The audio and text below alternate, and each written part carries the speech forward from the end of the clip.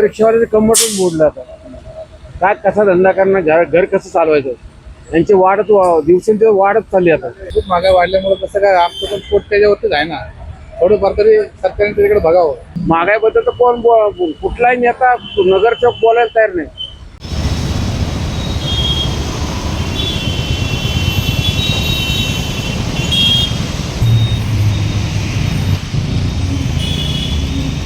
महायुद्धाचा फटका सध्या मोठ्या प्रमाणामध्ये भारत आणि महाराष्ट्राला बसताना पाहायला मिळतो. त्यानंतर आता तिसऱ्यांदा जी आहे ती सीएनजीच्या रेटमध्ये वाढ झालेली पाहायला मिळते. मी सध्या सीएनजी पंपावरती आहे आणि आपण पाहतोय की या ठिकाणी सीएनजी भरला जातोय.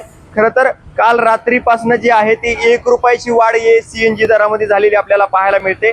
16 जूनच्या मध्यरात्रीपासून सीएनजीचा नवा दर 95 रुपये 75 पैसे प्रति किलो हा जाहीर करण्यात आलेला आहे. पुणे, पिंपरी चिंचवड, चाकण, तळेगाव आणि हिंजवडी परिसरामध्ये हे नवीन दर लागू करण्यात आलेले आहेत.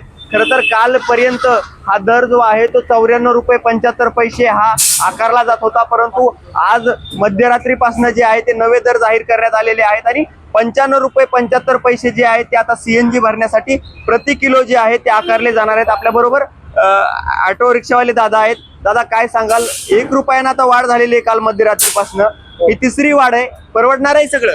नाही परवडणार. खूप महागाई वाढल्यामुळे कसं काय आमचं पण पोट त्याच्यावरतीच आहे ना, थोडंफार तरी सरकारने त्याच्याकडे बघावं अशी आमची सगळ्यांची इच्छा आहे. काय मागणं काय करते आता? सीएनजी कमी असेल तर पुढं काहीतरी करावं ना आम्हाला. पण ही सातत्याने वाढ होतीये, पहिल्यांदा झाली 90 पासून 92 वर गेला, आता काल 94 वरून 95.75 पैशापर्यंत गेलेला आहे. ही दरवाढ सातत्याने होती आहे, ते परवडणार आहे तुम्हाला? नाही परवडणार, बिलकुल नाही परवडणार. सरकारचं धोरण आवडतंय हे? नाही सगळं चुकीचं आहे ना. कसं आवडतं, सगळ्यांच्या पोटावरती पाय आलाय. काय परिणाम काय होतोय? परिणाम काय होतोय वाढीचा? ओके, आपण पाहू शकतो जे आहे ते रिक्षा चालक सुद्धा आपल्याला नाराज झालेले पाहायला मिळत आहेत.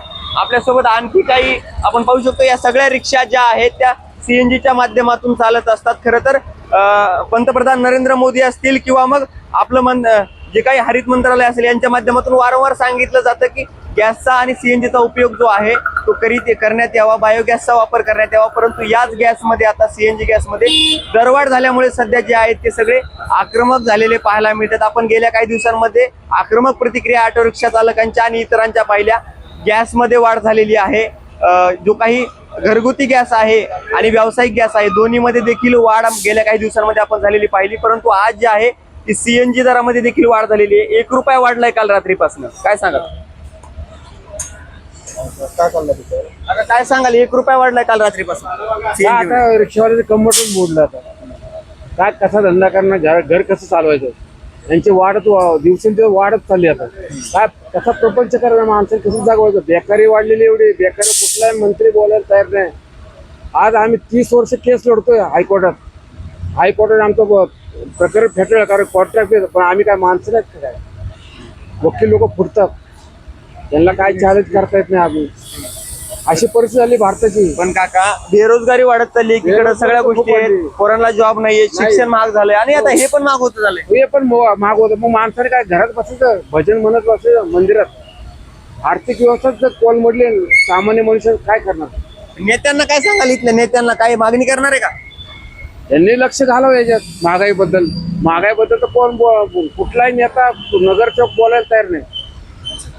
तुम्ही काय सांगाल, तुम्ही देखील सीएनजीचा रिक्षा चालवताय, ही परवडणारी का दरवाढ? नाही, दरवाढ परवडणारी नाहीये. दरवाढ खूप झालेली आहे आणि खूप महागाई होत आहे.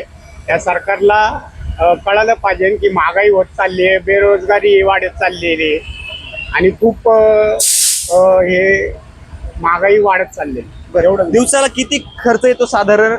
जर 100 किलोमीटर पर्यंत हा रिक्षा घेऊन जायचं म्हटलं तर किती खर्च येतो, किती उरतात, आता किती पैसे सुटतील वाढल्यामुळे? 400 किंवा 500 खूप डोक्यावर पाणी. त्यातल्या भाजीला जाते 200 रुपये, हातात 300 रुपये. काय किराणा माल भरणार का, गॅसला देणार? घरगुती गॅस 1000 रुपयाच्या घरात चाललाय. काय कसं माणसाने जागावं?